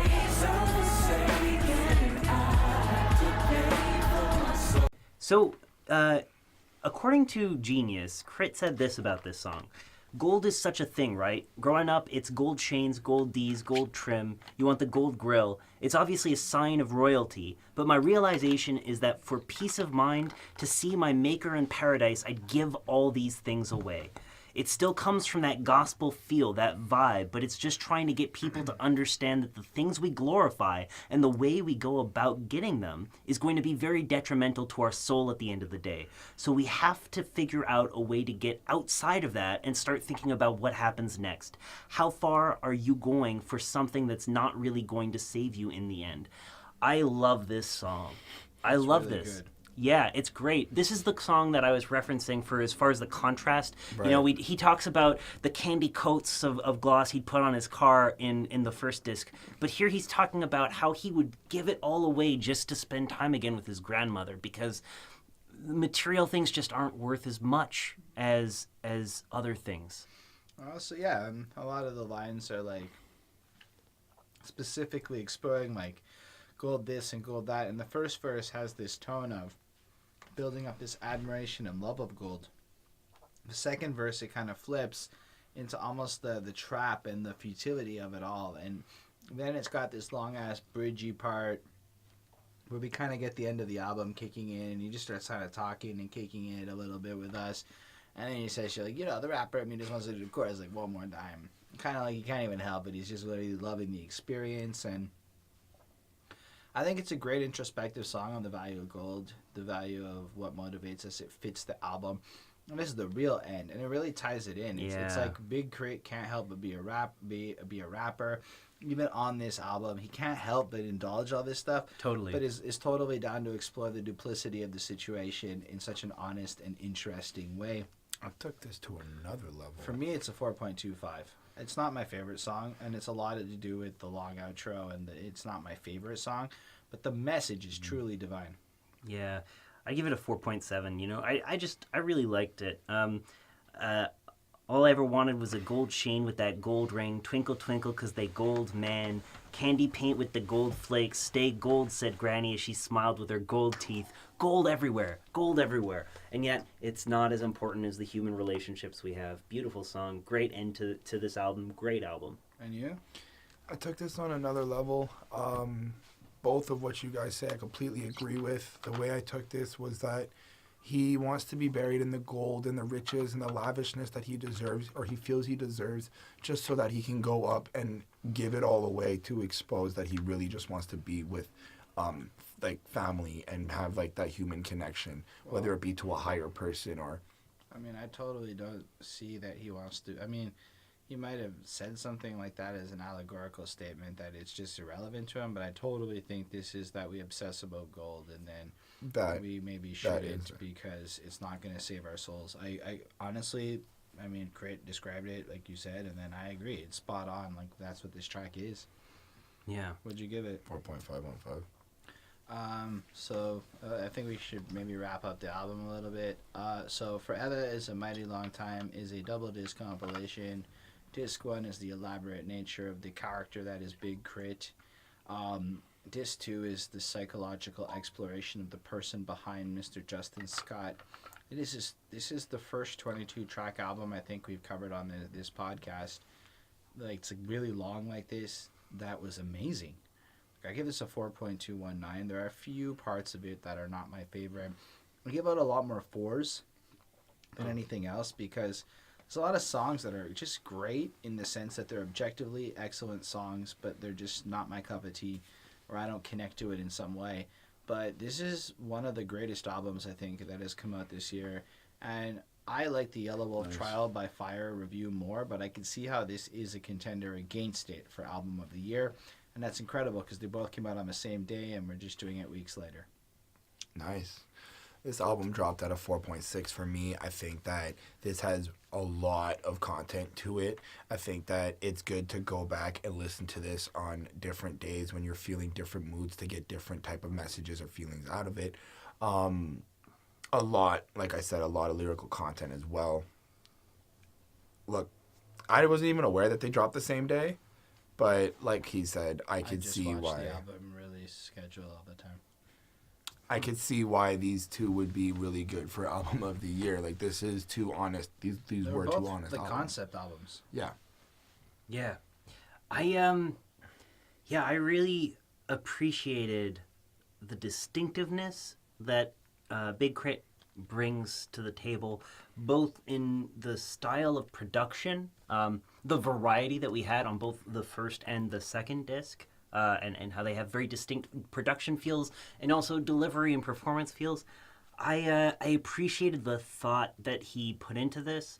If I was to say, the only thing that for me I think about is that he gets a little hurt in his album score from me just because I find that first album doesn't appeal to me as much overall as the second one does. That second one I'm like closer to averaging at like a 4.6, 4.7, but that first one I'm closer to averaging it around in the vicinity of a 4 or even like a 3.9. So it almost hurts his overall score a little bit. But I still love it, and I think that this is definitely a contender for the year. I think I'd give this album a 4.35. And you give a grade 2 out of Chris, just to double check. Yeah, I gave it a 4.6. Awesome. Thank you, everyone, for watching. It's been long. It's tired. It's almost 11 p.m. for us. I'm going to bed. Yes, we appreciate all of it. Again, feel free to comment and let us know what you think. Like the video if you like it. Don't forget, hit me up on Twitter. Sure, or subscribe to the channel and, hit us up in the comments and let us know. We like the community side of it. It's very important to us. Yeah, so what did you agree with? What do you disagree with?